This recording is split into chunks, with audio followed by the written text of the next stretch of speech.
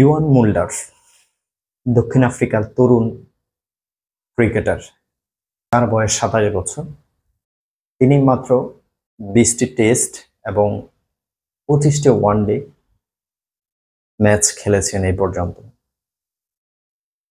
সবকিছু ছাপিয়ে তার একটি অতিমানবী ইনিংসের জন্য তিনি বিখ্যাত হয়ে গিয়েছেন। সেটা হলো জিম্বাবুয়ের বিপক্ষে তিনি অপরাজিত ৩৬৭ রানের একটি ইনিংস খেলেছেন।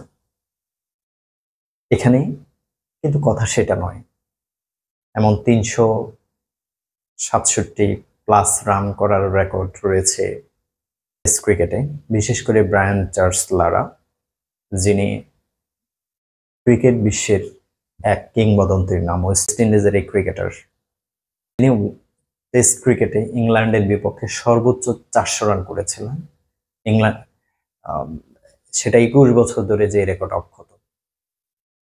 দক্ষিণ আফ্রিকার এই ক্রিকেটার ইওয়ান মুল্ডার, তিনি যে স্ট্রাইক রেটে খেলছিলেন, অনায়াসে সে ব্রায়ান লারার সে ৪০০ রানের ইনিংসটি টপকে যেতে পারতেন, কেননা তখনও তাদের হাতে ৪টি উইকেট ছিল।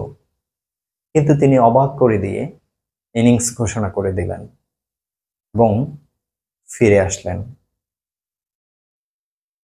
ঘটনা সেটা নয়।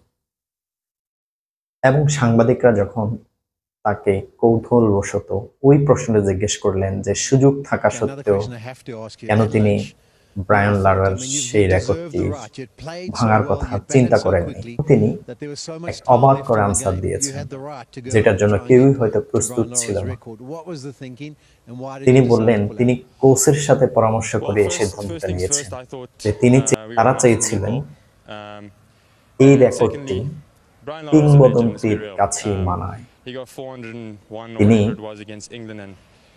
চেয়েছেন যে এই ৪০০ রানের সর্বোচ্চ যে টেস্ট ক্রিকেটের স্কোর, সেই স্কোরের রেকর্ডটি, সেই সর্বোচ্চ স্কোরের রেকর্ডটি কিংবদন্তি ব্রায়ান লারার কাছে।